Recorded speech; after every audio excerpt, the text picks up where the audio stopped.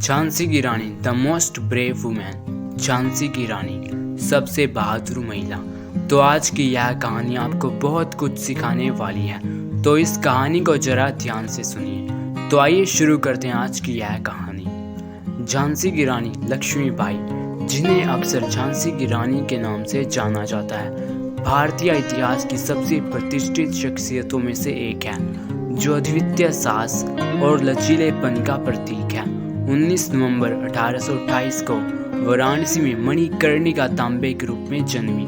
उन्हें प्यार से मनु कहा जाता था। झांसी के महाराजा गंगाधर राव नेवालकर से विवाह के बाद वह रानी लक्ष्मीबाई बन गई। 19वीं सदी का मध्य भारतीय इतिहास में उथल पुथल भरा समय था, जिसमें ब्रिटिश शासन के खिलाफ असंतोष बढ़ रहा था।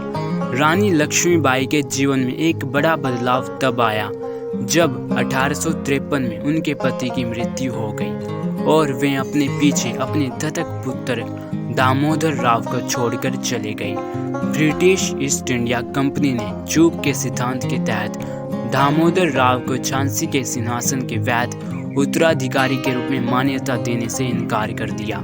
इस नीति ने अंग्रेजों को किसी भी रियासत पर कब्जा करने की अनुमति दी। यदि शासक बिना जैविक उत्तराधिकारी के मर गया तो भारतीय राजघराने में व्यापक आक्रोश फैल गया। रानी लक्ष्मीबाई द्वारा ब्रिटिश निर्णय को स्वीकार करने से इनकार करने के कारण कई टकराव हुए। उसने शासन करने के अपने अधिकार का दावा किया और एक प्रतिरोध आंदोलन का आयोजन शुरू कर दिया।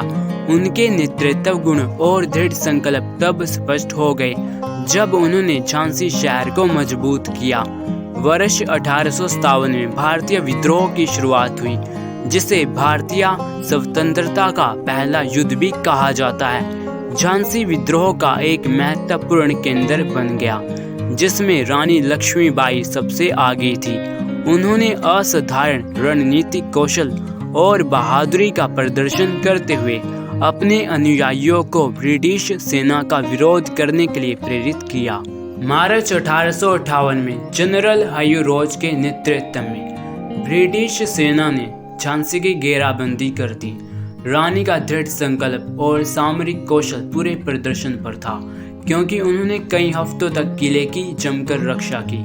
अत्यधिक संख्या में होने और लगातार हमलों का सामना करने के बावजूद उसने आत्मसमर्पण करने से इनकार कर दिया। उनका प्रसिद्ध कथन, मैं अपनी झांसी नहीं दूंगी, I will not give up my Jhansi, उनकी अदम्य भावना को व्यक्त करता है। जब यह स्पष्ट हो गया कि झांसी अनिश्चित काल तक ब्रिटिश हमले का सामना नहीं कर सकती, तो रानी लक्ष्मीबाई ने साहसपूर्वक पलायन किया।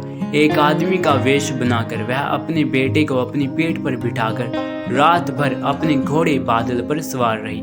वह तात्या टोपे और अन्य विद्रोही नेताओं के साथ शामिल हो गई और अंग्रेजों के खिलाफ अपनी लड़ाई जारी रखी। उनके जीवन का अंतिम अध्याय जून 1858 में ग्वालियर की लड़ाई में सामने आया।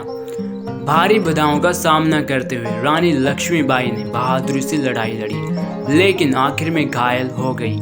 जीवित पकड़े जाने से इनकार करते हुए उन्होंने अपनी चोटों के कारण दम तोड़ दिया और 29 साल की उम्र में शहीद हो गई। रानी लक्ष्मीबाई की विरासत उत्पीड़न के खिलाफ प्रतिरोध के प्रतीक के रूप में कायम है। उनके साहस, देशभक्ति और दृढ़ संकल्प ने पीढ़ियों को प्रेरित किया है, जिससे वह भारतीय इतिहास में एक श्रद्धेय महिला बन गई है। उनकी कहानी समय और भूगोल की सीमाओं को पार करते हुए अवज्ञा की भावना और न्याय की खोज का प्रतीक है। इतिहास में रानी लक्ष्मीबाई बहादुरी की प्रतीक, एक योद्धा रानी के रूप में खड़ी है, जिनका जीवन और बलिदान स्वतंत्रता और सम्मान के लिए स्थायी लड़ाई के प्रमाण के रूप में गूंजता रहता है। उनकी स्मृति लोकगीतों, साहित्य और लाखों लोगों के दिलों में अमर है, जिससे यह सुनिश्चित होता है कि झांसी की रानी की किंवदंती जीवित रहेगी।